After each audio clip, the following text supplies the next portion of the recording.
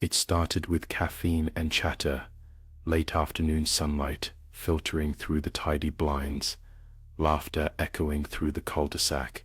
Megan poured wine, smiled in that perfect, fixed way. She was the suburban mom, with flawless makeup, gourmet muffins, a kitchen that glowed, and she listened, nodding, as the women dissected characters and marriages over Merlot, stories that blurred into one tone. Over the years, they never noticed the way Megan's hands twitched on the stem of her glass.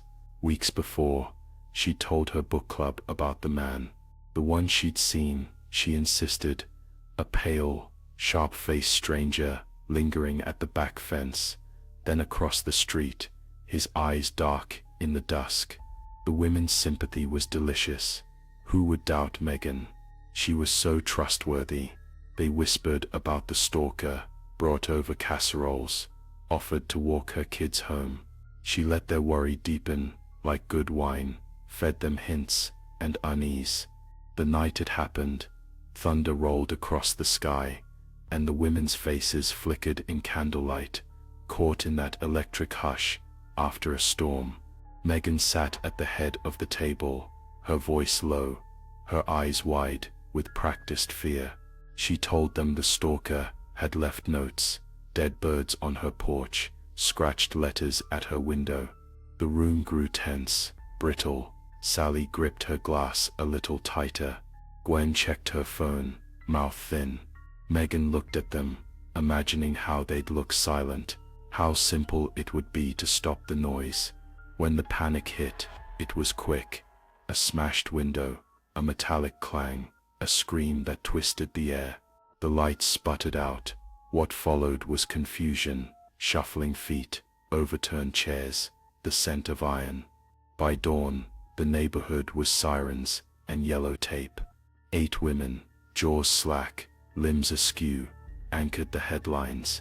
A madman, Megan told trembling police, her voice an aria of terror. He came for her, chased her through flower beds, left her alive to tell the tale.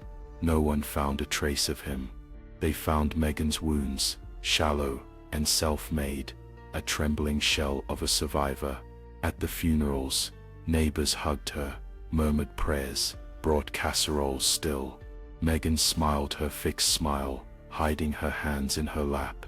Sometimes Megan wakes to find her children, watching her in the dark, their eyes large, silent. There's a tap at the window, a reflection that doesn't quite belong. At noon, a shadow crosses the curtains in the empty living room, pausing, listening, waiting. Megan tells herself the story was hers alone, that secrets buried deep never claw their way out. But some nights, she swears she hears voices over the rim of her wine glass, soft, accusing, calling her name from the edge of the garden. She wonders if they can forgive. She wonders if anyone truly believed her. She wonders just how long the silence will last.